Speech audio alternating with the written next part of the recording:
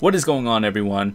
My name is John, and Destiny has been out for about a week now, or 4 days from when I'm recording this, and I've put in about at least 15-20 hours into it, and most of it has been in the campaign, but I wanted to share my experience with you and a few things I would like to cover, which you may be wondering, should I buy this game? Is it worth it? Well, I've been getting a lot of questions of that in my comments. So first of all, I did a Let's Play of this game. If you would like to check that out, I'll leave a link in the description to that. It's fully completed from start to finish, all the missions, and occasionally some free roam. So I'm not going to start with pros or cons. I'm just going to go through the campaign first and then the multiplayer. So before we start anything, I would like to say my character is currently at level 22. I've completed the game, done a little bit of both. So, my first impressions of it was that the game looks great, it feels great, Bungie did an excellent job with it. There are some downsides for this game. People would say it is repetitive in terms of the campaign, and I will explain some of the negative parts of it. So first of all, there are 3 planets you go to. Each planet has around 5 missions or so, not including the strikes, which strikes are intentionally like group raids, and people are calling this an MMO FPS kind of game, which I sorta agree with that, but I just think it's not really an MMO. You run into a lot of people, but you can only play with a total of 6 or 4 in the campaign. And one thing I didn't like about it is it's kind of repetitive in the campaign. Though it is kind of fun, yeah. But here's the thing, when you start from mission 1 to like mission 5 on every planet, you start in the same exact location, and each mission you get from like point A to B, and then after you beat mission 1 you start mission 2. You start at point A, which is that point, and then you go to like C, so you'd have to go A, B, C again. There's no checkpoints in the middle of it, so you have to like travel. There's no like, if you start mission 2 you have to travel from the beginning to that area, which was kind of annoying. I wish if you just started mission 2 you'd start at the mission zone, not have to travel like the whole 5 minutes just to get there. And the campaign part of it, it was enjoyable from the gameplay perspective, and I thought it was a little bit confusing in terms of the story, because there were parts that you would wonder why it was even there.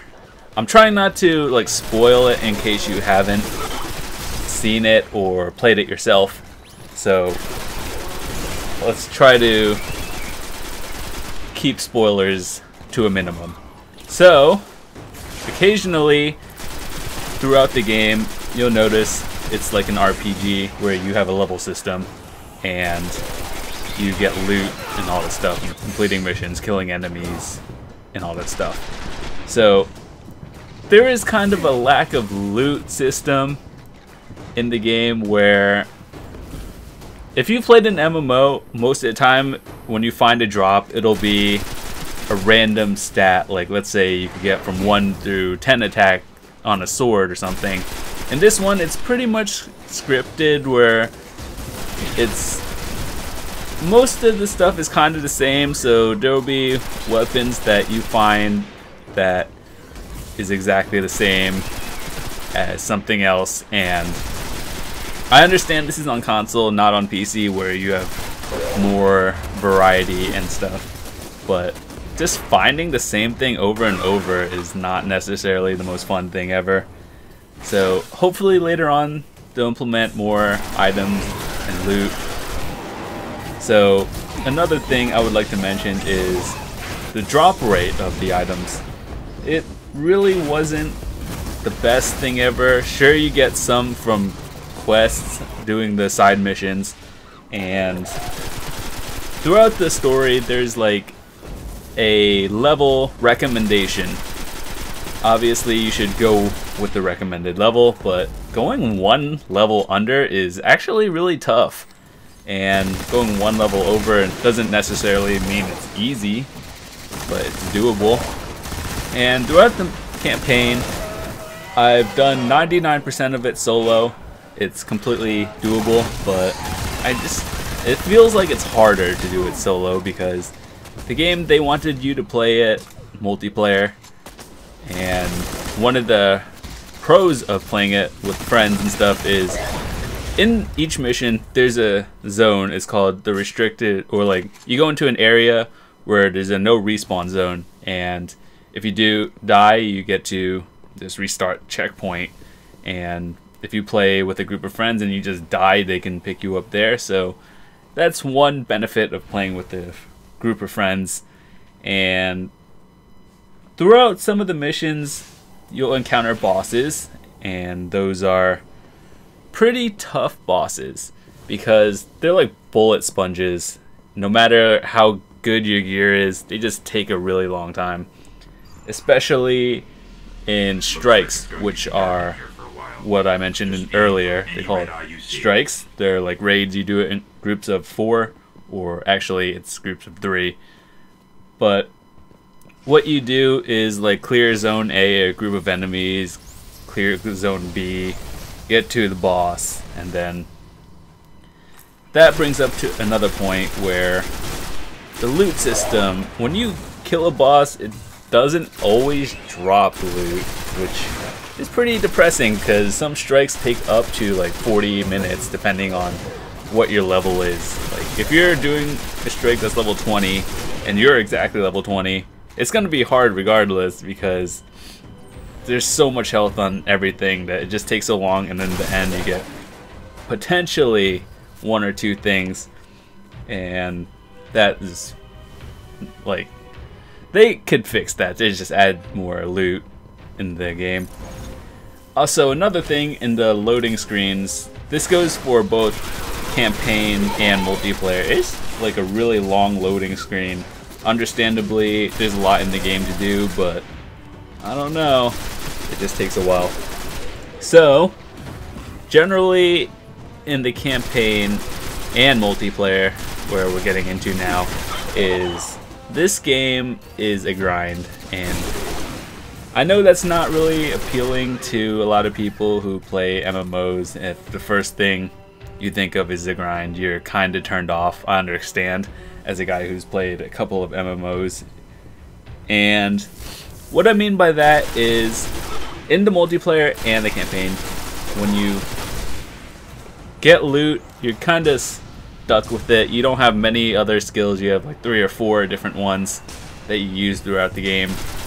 And occasionally, once you're level, I don't know, 15 to 20 plus, you can start getting legendary items. But by then, you have a weapon that's fully upgraded, and when you find a legendary weapon, it gives you maybe like 5 or 10 attack higher than what it would normally be. And when it's a little upgrade like that, and you have a weapon that's fully upgraded, which means you can have like extra bonuses to reload speed or faster throwing grenades, whatever. I don't know, that's what I mean by a grind in this game, and along with doing missions over and over again just to level up. So the other things I did like with it is there's a ton of free roam in the game, which in the campaign you have, aside from the 5 or 6 missions, there's a patrol zone, which is you just do bounties and do missions where there's like a beacon in the map and random places. Do side objectives, get some bonuses. That gives you potentially items and vanguard points, which are used to like pick up new weapons and armor at the vendor at the tower.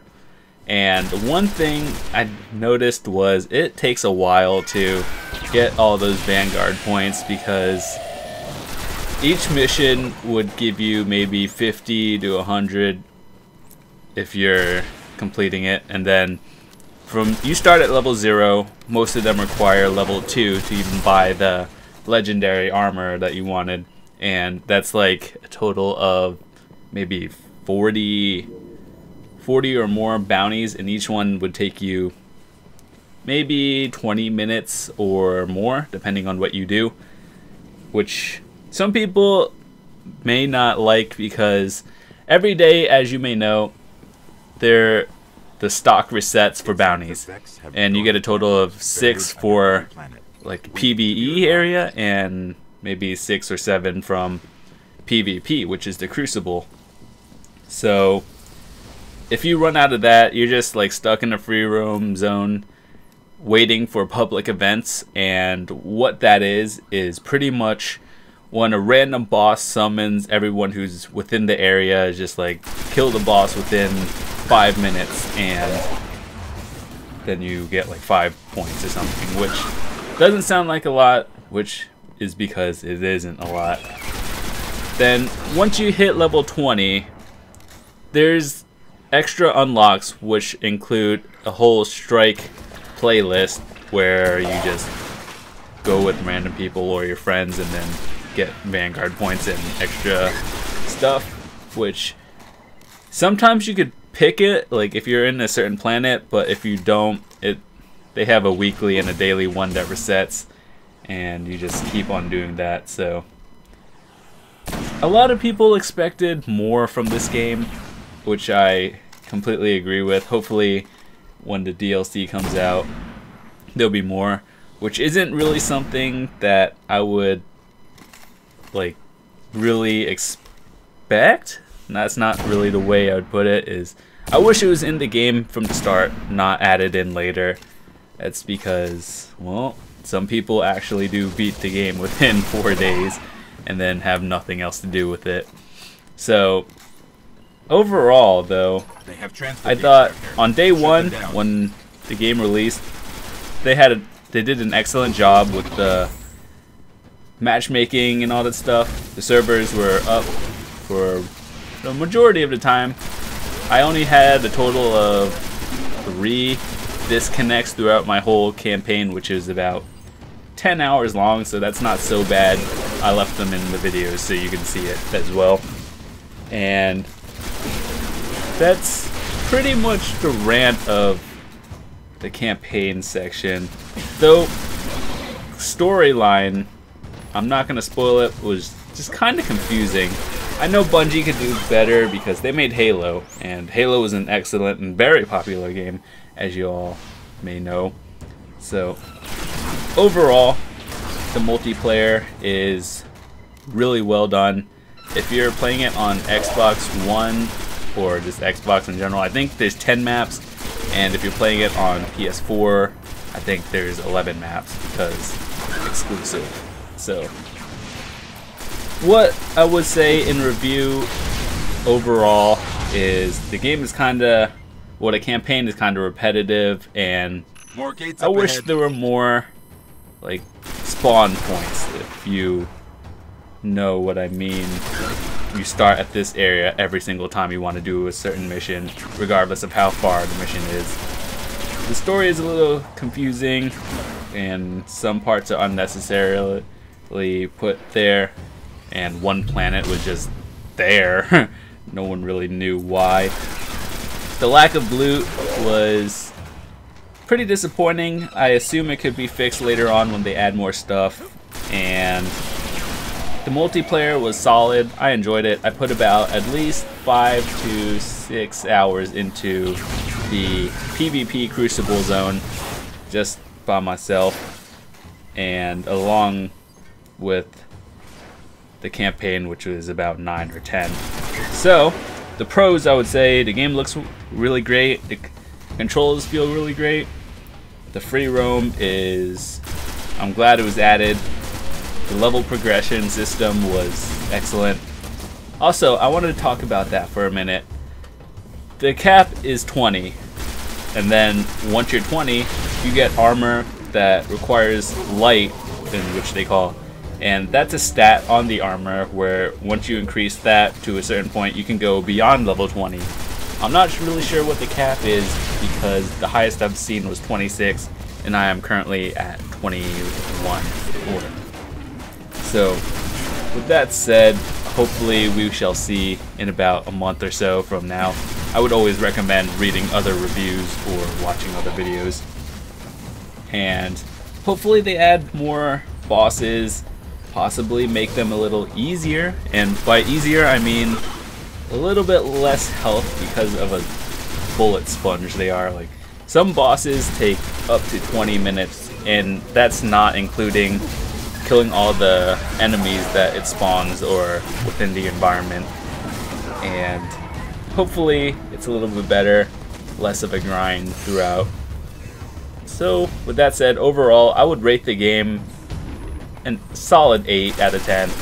There are more positives than negatives, but some of the little things that they could have done to fix would probably, hopefully, be fixed within the next 2-3 weeks. I guess right now I would assume they are just keeping servers up, I guess.